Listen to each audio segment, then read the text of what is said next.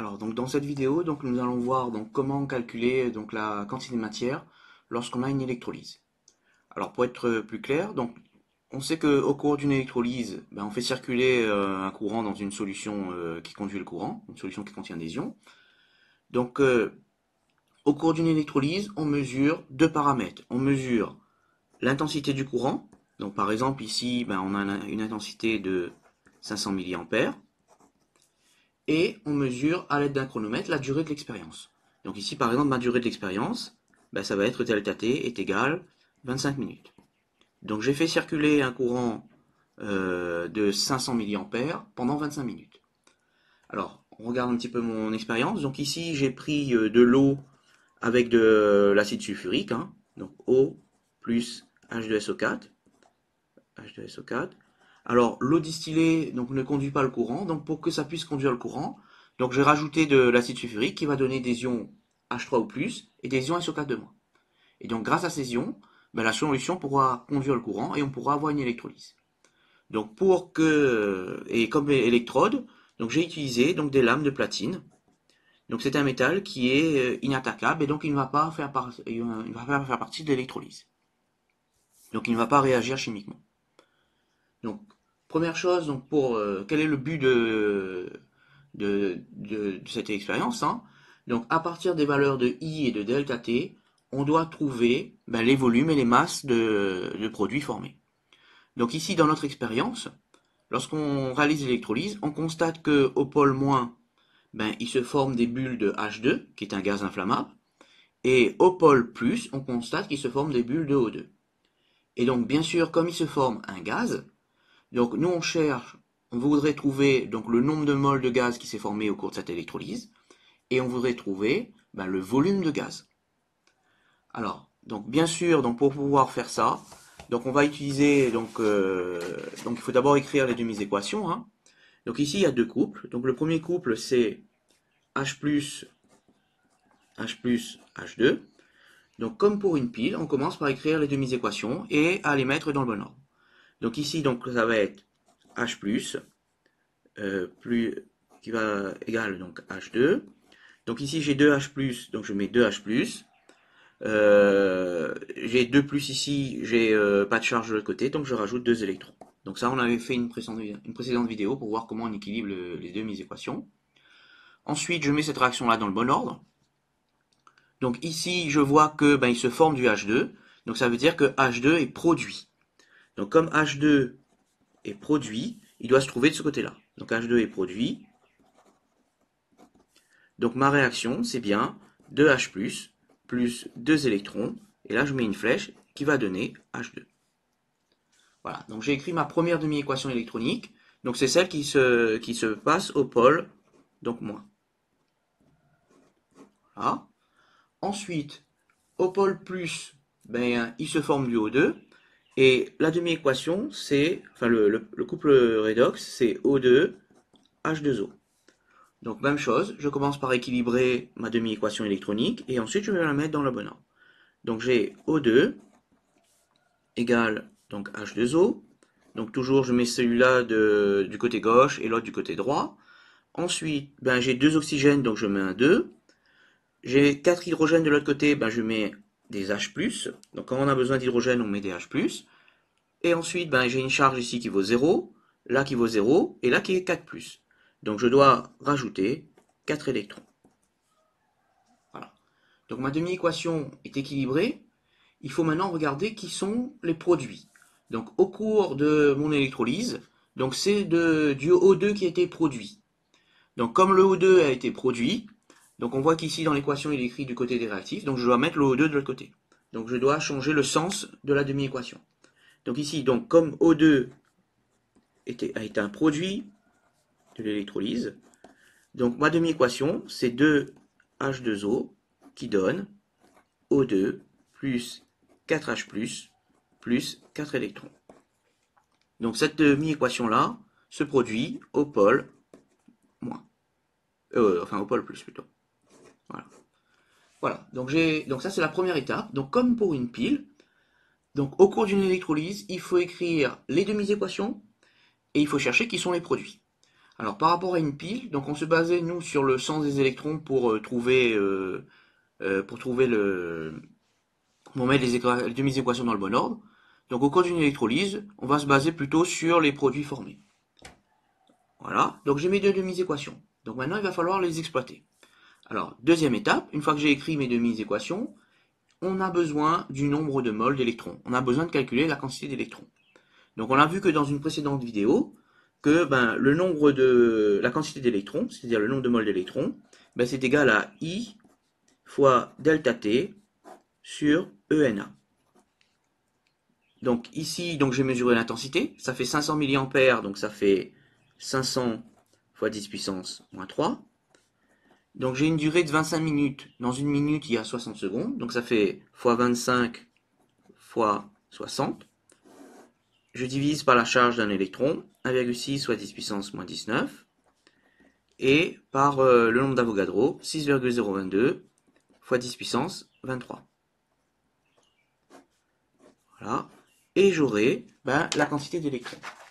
Donc je fais le calcul.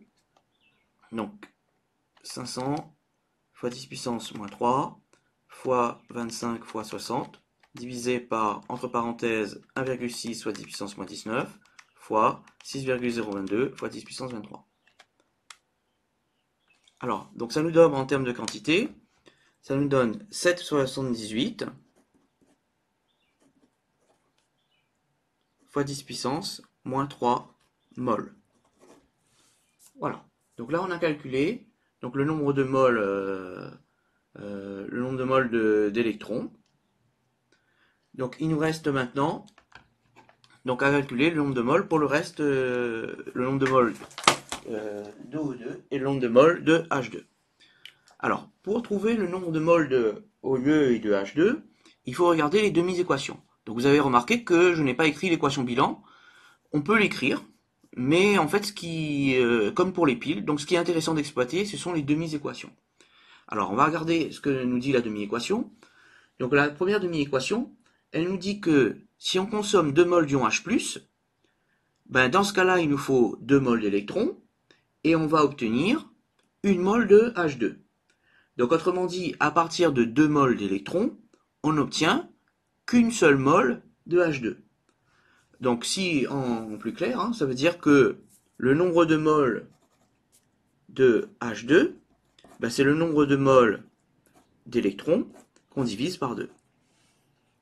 Donc le nombre de moles divisé par 2, ça fait 7,78 fois 10 puissance moins 3 sur 2. Donc on divise par 2. Donc ça nous donne 3,89 fois 10 puissance moins 3. 89 fois 10 puissance moins 3 mol. Voilà, donc on a calculé donc, le nombre de moles de H2. Comme H2 est un gaz, nous savons que le nombre de moles pour un gaz, c'est N est égal à V sur Vm. Donc le volume, ça va être égal à N fois Vm. Donc on se place dans les conditions normales de température et de pression. Donc Vm égale 24 litres par mol. Donc le volume de H2,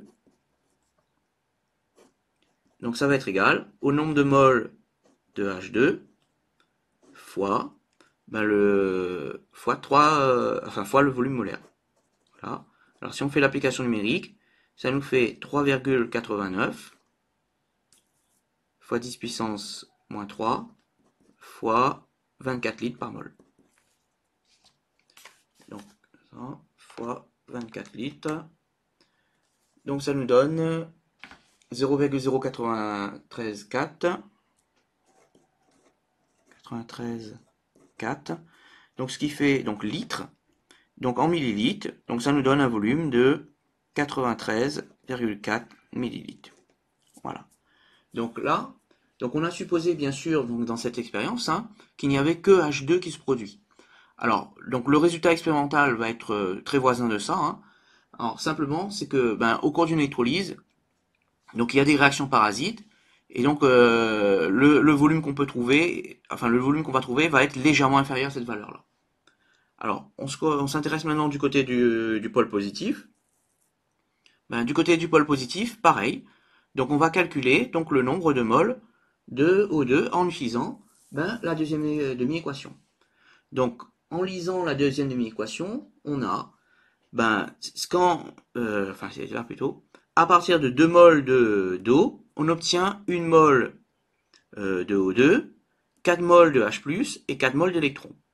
Alors si on compare le nombre de moles de O2 et le nombre de moles d'électrons, on voit qu'on a 4, que pour avoir le nombre, on a 4 fois plus de moles d'électrons que de O2. C'est-à-dire que pour avoir le nombre de moles de O2, il faut prendre le nombre de moles d'électrons et diviser par 4. Donc ici, donc pour calculer le nombre de moles d'électrons, enfin le nombre de moles de O2, donc le nombre de moles de O2, c'est le nombre de moles d'électrons qu'on divise par 4. Donc en faisant l'application numérique, ça nous donne 7,78 fois 10 puissance moins 3 sur 4. Donc 7,78 fois 10 puissance moins 3 divisé par 4. Ça nous donne 1,94 1,95 fois 10 puissance moins 3 mol. Voilà. Même chose, O2 est un gaz, donc on sait que pour un gaz, N, le volume c'est le nombre de moles fois le volume molaire, c'est-à-dire le volume d'une seule mole. Il nous suffit juste maintenant de calculer le volume de O2. Volume de O2, donc c'est le nombre de moles de O2 fois le volume molaire. Donc ça fait 1,95 fois 10 puissance moins 3 fois le volume molaire qui vaut 24 litres. Donc fois 24, ça me donne donc 0,046,7 litres. Donc ça fait 46,7 millilitres. Voilà. Donc on récapitule un petit peu les différentes étapes. Donc pour calculer la quantité de matière, donc on commence par trouver la valeur, il faut d'abord mesurer la valeur de I et de delta T. Il faut ensuite écrire les demi-équations. Donc une fois qu'on a écrit les demi-équations et on les a mis dans le bon ordre, il faut calculer la quantité d'électrons, le nombre de moles d'électrons, et ensuite lire les demi-équations pour savoir quelle relation simple on a entre le nombre de moles de gaz ou de solide et le nombre de moles d'électrons. Et ensuite, on applique les formules classiques. Si c'est un gaz, on calcule le volume. Si c'est un solide, on peut calculer la masse, etc.